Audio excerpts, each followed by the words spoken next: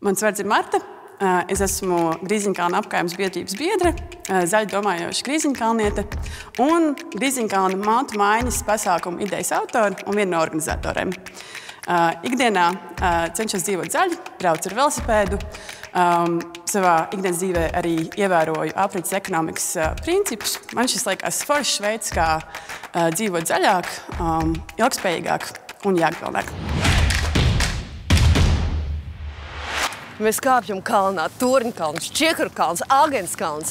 Visur ir kopienas un cilvēki ap sevi veido labākas, skaistākas mājas. Un kā tas ir šeit, Grīziņkalnā?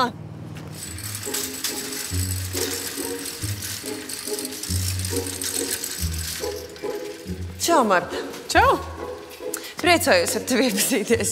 Stāsti lūdzu, kā tu pie šīs idejas nonāci, kāpēc? Mantu maiņas ideja pie manis ir tāds mana bagāža no manas dzīves ārzemēs. Es 7 gadus dzīvoju dažādās Eiropas valstīs, un pēdējā mana rezidents vieta bija Kopenhāgena, Dānijā.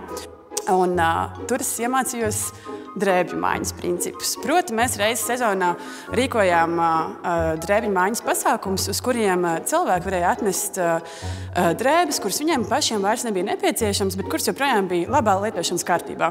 Un tad, attiecīgi, tas, kas notiek, pirmā lieta, kas tev ir jādara, ir pirms pasākuma tu atrodi sev mājās līdz 10 lietām, kuras tev pašai vairs nevajag, bet kuras ir lietošanas kārtībā, bez defektiem.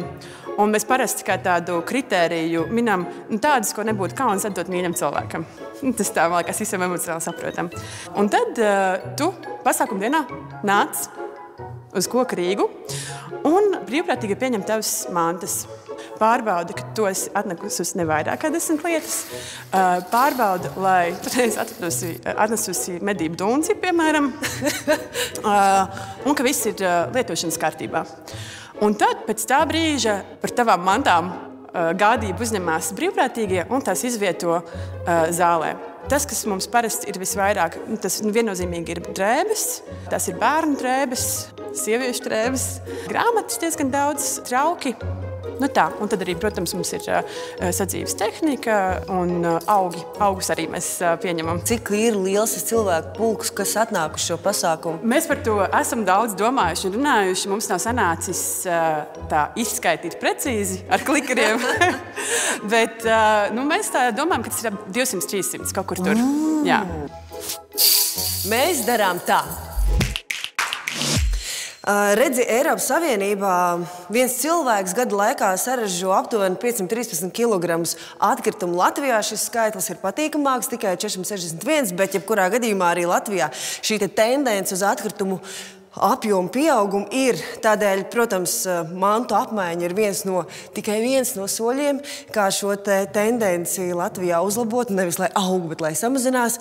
Tas darbiņš, kur jūs veicat, ir pilnīgi brīnišķīgs, jo ļoti daudz no tām mantām, rotaļlietas, drēbes ir vai nu nepārstrādājamas, vai ļoti minimāli pārstrādājamas.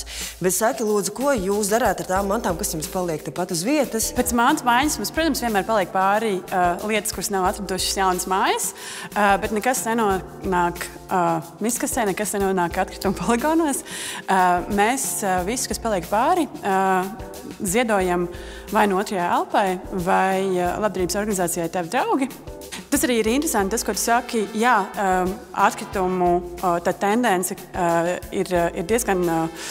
Tas ir diezgan satraucoši par to, cik ļoti kādos apmēros pieaug atkritumi.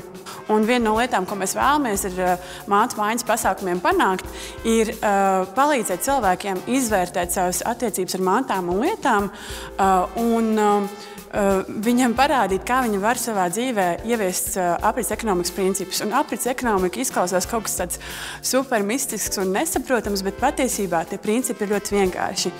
Aprits ekonomika ir par to, ka mēs pērkam jaunas lietas retāk, ilgāk izmantojam to, kas mums jau pieder. Ja kaut kas saplīst, mēs to nevis metam ārā, bet salabojam. Un visbeidzot, ja ir kaut kas tāds, ko man vairs nevajag, tad es to vai nu pārdodu, vai atdodu kādam, kam to vajag. Mēs un arī jūs darām tā!